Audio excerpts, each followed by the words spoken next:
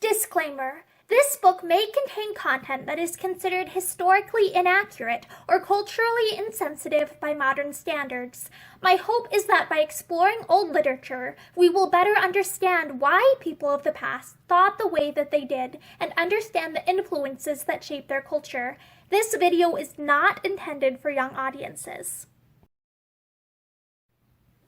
Hi, I'm Morgan, and today I will be reading a story from Myths from Many Lands. And this is from, I believe, a book series or set of books called The Children's Hour, and it's the second one in that series. And it was published by Houghton Mifflin Co. in 1907. And today we are still reading from Myths of Greece and Rome, and we will be reading the story Atalanta's Race by Josephine Preston Peabody.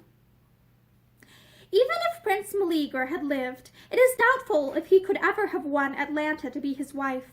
The maiden was resolved to live unwed, and at last she devised a plan to be rid of all her suitors. She was known far and wide as the swiftest runner of her time, and so she said that she would only marry that man who could outstrip her in the race, but that all who dared to try and failed must be put to death.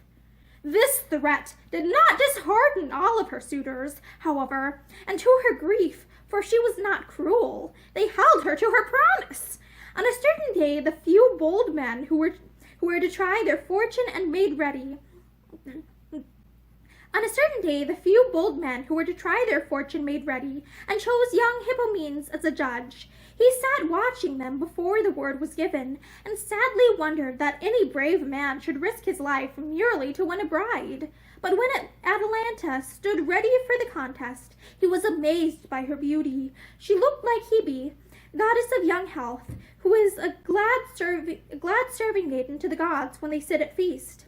The signal was given, and, as she and the suitors darted away, flight made her more enchanting than ever. Just as a wind brings sparkles to the water and laughter to the trees, haste fanned her loveliness to a glow. Alas for the suitors! She ran as if Hermes had lent her his winged sandals. The young men, skilled as they were, grew heavy with weariness and despair. For all their efforts, they seemed to lag like ships in a calm, while Atalanta flew before them in some favoring breeze, and reached the goal. To the sorrow of all onlookers, the suitors were led away, but the judge himself, Hippomenes, rose and begged leave to try his fortune.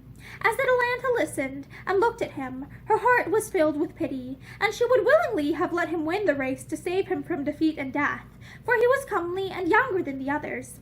But her friends urged her to rest and make ready, and she consented with an unwilling heart. Meanwhile, Hippomenes prayed within himself to Venus. "Goddess of love, give ear, and send me good speed. Let me be swift to win, as I have been swift to love her."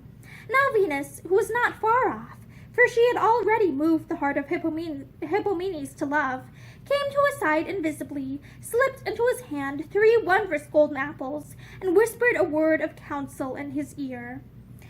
Oh, here's an illustration here, and it looks to be of a statue. It says, "The signal was given, and as she and the suitors darted away, flight made her more enchanting than ever. Just as a wind brings sparkles to the water and laughter to the trees, haste fanned her loveliness to a glow." And the statue appears to be of Atalanta, and it's her, like, with one foot on the ground and the other in the air, and it shows her running. And I think it's a very beautiful, like, photo of a statue, because it shows, like, very great skill on the part of the artist, because, like, he managed to get the marble to, like, stay put and not collapse on itself, which, of someone running, that's somewhat difficult. So, the signal was given. Youth and maiden started over the course. They went so like the wind, and they left not a footprint. The people cheered on Hippomenes, eager that such valor should win. But the course was long, and soon fatigue seemed to clutch at his throat. The light shook before his eyes, and, even as he pressed on, the maiden passed him by.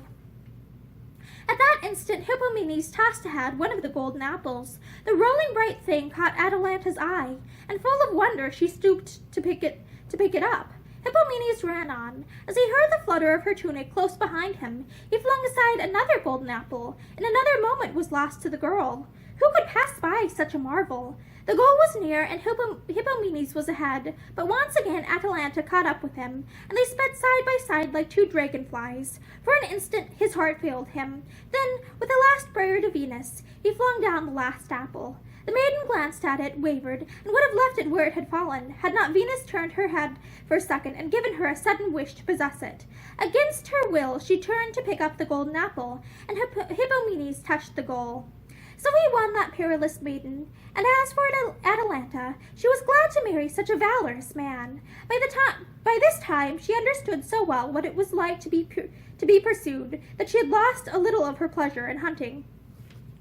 And that is the end of Atalanta's Race by Josephine Preston Peabody. Thank you for joining me for a Myth from Many Lands, and I hope that you have a great day.